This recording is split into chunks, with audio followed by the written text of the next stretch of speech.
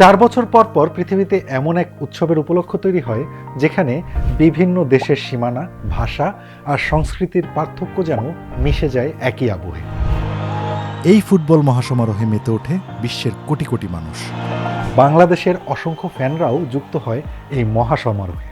যুক্তরাষ্ট্র, কানাডা ও মেক্সিকোর বিভিন্ন স্টেডিয়ামে অনুষ্ঠিত প্রতিটি ম্যাচেই রচিত হচ্ছে আনন্দ বেদনার কাব্য। এই মহা আয়োজনের শেষ অধ্যায় কোথায়? উত্তরটা হয়তো অনেকেরই জানা, মেটলাইফ স্টেডিয়াম।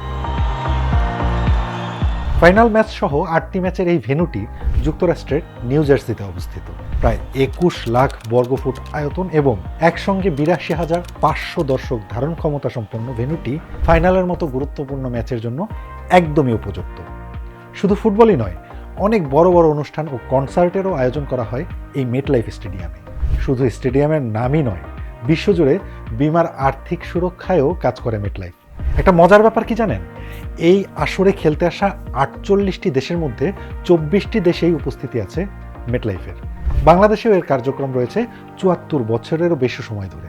19 জুলাই 2026 ফাইনাল ম্যাচের মহারণে রেফারির শেষ বাঁশি বাজার সঙ্গে সঙ্গে হাসি কান্নার ঢেউ উঠবে এখানে। রচিত হবে নতুন কোনো ইতিহাস, আর সবকিছুর নীরব সাক্ষী হয়ে থাকবে বিশ্বখ্যাত মেটলাইফ স্টেডিয়াম।